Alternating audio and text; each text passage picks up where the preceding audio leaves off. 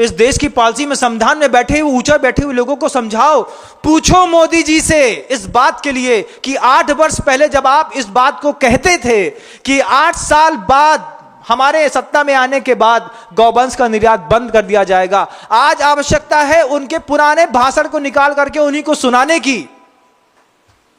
सुनिए आप इस बात को कि आप जो बोलते थे कि गौवंश को रोक दिया जाएगा, निर्यात, उसका मीट एक्सपोर्टिंग रोक दी जाएगी, कहां है आपकी पॉलिसी, कहां चली गई है?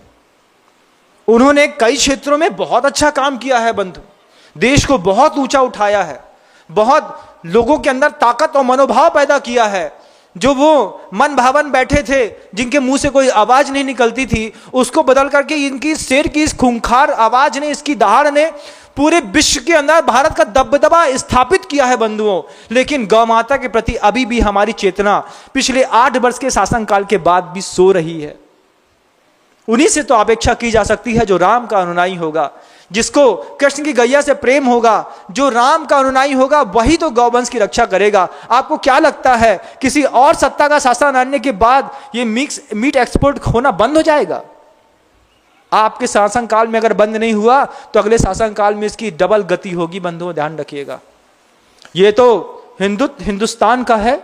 हिंदुस्तान के अंदर रहने वाले वे सभ्य लोग अगर एक साथ आवाज उठा करके एक बार को इसको, अगर आपको लगे तो मोदी जी के कान तक इस बात को पहुंचाइएगा, पूछिएगा कि 8 साल पहले आपने स्पीच दी थी और वो आज भी जन सामान्य सुन रहा है।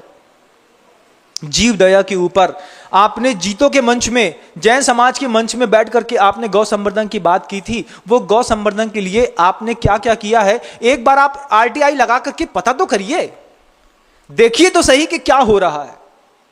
परोपकाराय दुहंति गावः, उसी को हमने हिंदुस्तान के अंदर रह करके काट दिया। पिंक रिवॉल्यूशन, गुलाबी क्रांति। एक गुलाबी क्रांति क्या है मालूम है?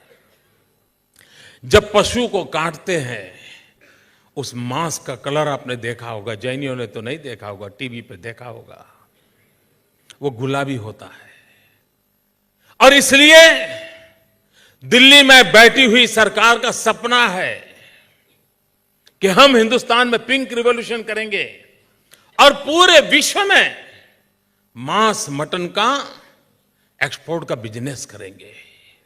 और इस वर्ष भारत सरकार ने घोषित किया है, स्वयं भारत सरकार ने घोषित किया है कि पूरे विश्व में बीफ एक्सपोर्ट में हिंदुस्तान नंबर 1 है। किन चीजों के लिए गर्व किया जा रहा है? भाइयों बहनों, आपका कलेजा रो रहा है कि नहीं मुझे मालूम नहीं, मेरा कलेजा चिक चिक करके पुकार रहा है।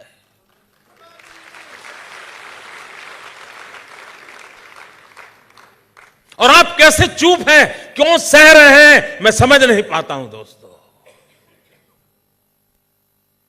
और इसके लिए क्या क्या योजनाएं बनी हैं? आपको आश्चर्य होगा, गुजरात का किसान कॉटन पैदा करता है।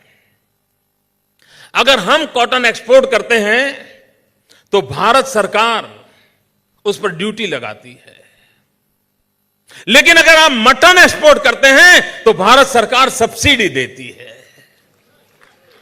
ये मेरे देश की जड़ों से उखड़े हुए लोगों का मिजाज देखिए।